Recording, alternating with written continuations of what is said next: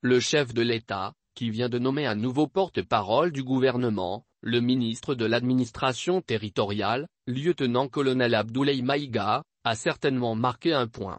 Celui de redonner confiance en certains interlocuteurs politiques du gouvernement, qui sont dans la logique de bouder les prochaines assises nationales.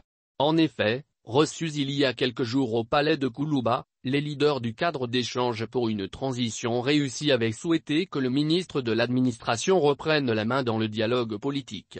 Ils avaient clairement laissé entendre leur perte de confiance en le Premier ministre et ses ministres, civils, chargés du processus électoral et de la refondation. Ils ne cachent pas non plus leur désir de voir changer de chef du gouvernement pour faire renaître la confiance en vue de prolonger la transition au-delà de sa durée initialement prévue, le mois de février. Sans le dire expressément, ces responsables politiques qui maintiennent leur décision de boycott des prochaines assises, pourraient revenir sur leur décision en cas de changement majeur dans l'attelage gouvernemental.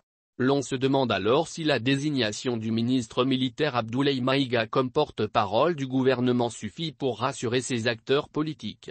Rien n'est moins sûr.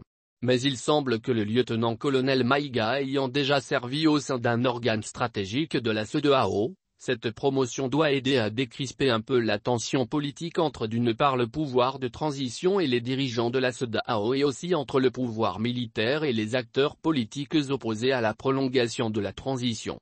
Même si ce geste ne suffit pas à assurer aux prochaines assises une pleine participation, il permettra de maintenir le fil du dialogue pour, revoir le format de la tenue de ce forum censé poser les jalons de grandes futures réformes. Et c'est dans ce sens que des sources proches du palais de Koulouba évoquent des mesures de confiance que le chef de l'État pourrait prendre dans les prochains jours en direction de ses interlocuteurs internes et extérieurs. Assimi Goïta pourra-t-il remercier son Premier ministre que plusieurs acteurs disent de plus en plus clivant?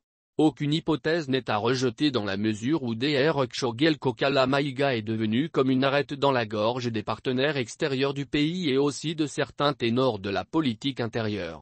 Si Kshogel Kokala Maïga n'est pas disposé à adopter un chronogramme électoral pour éviter des sanctions supplémentaires contre le pays, le ministre lieutenant-colonel Abdoulaye Maïga est disposé à aller dans ce sens. Ce dernier serait instruit par le colonel Assimi Goïta, selon des indiscrétions, à aller dans ce sens par une lettre confidentielle à adresser rapidement aux autorités de la CEDEAO, avant le sommet du 12 décembre prochain. À travers une telle mesure, le chef de l'État pousserait le chef du gouvernement à tirer les conséquences d'un désaveu sur son intransigeance. Si cette démarche se concrétise, Dr Kshogel perdrait la face, mais il n'est pas sûr qu'il démissionne. Mais le gouvernement peut ainsi sauver la face en évitant de nouvelles sanctions et en permettant que les assises se tiennent pour valider plus tard le chronogramme élaboré. Ce qui permettant aux uns et aux autres de se retrouver à travers des consultations politiques en vue d'aller à des élections dans un cadre consensuel sous le leadership du ministre Maïga. Une démarche vers une sorte de paix des braves.